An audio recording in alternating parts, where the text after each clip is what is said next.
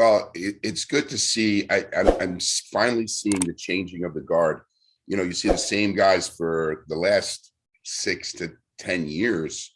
You see, Big Ramy, William Bonac, and you see some guys coming up. You see Hani Rambad from who's the guy from Iran? Oh, I know what you're talking. Oh gosh, the big show. Hani Rambad is his trainer. Yes. Anyways, Heidi Shupin. Hani Shupin, sorry, yeah. Hani Shupin, and he's a newcomer, although he's an older guy, but he got his first try in Olympia, got third place.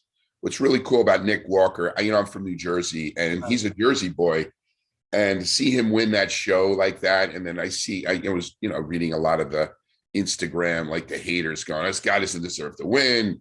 He didn't play his dues, and I go, my first try in the Olympia, I got third place. I went into the pro world, won the show.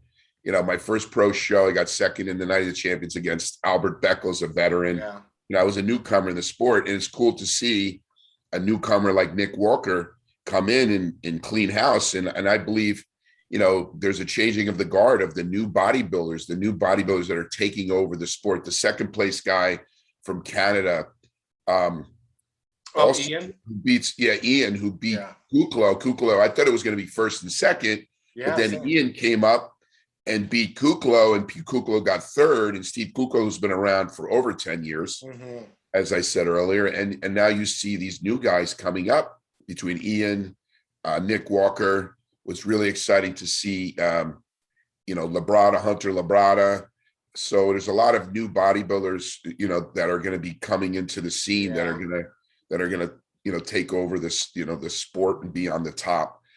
I don't really like the fact that there's so many pros that come out. When I turned pro, and I'm in ancient times, when I turned pro, there was 5 pros in the world. You had to win the nationals, and then you had to go into the Mr. Universe, they call the World Championships.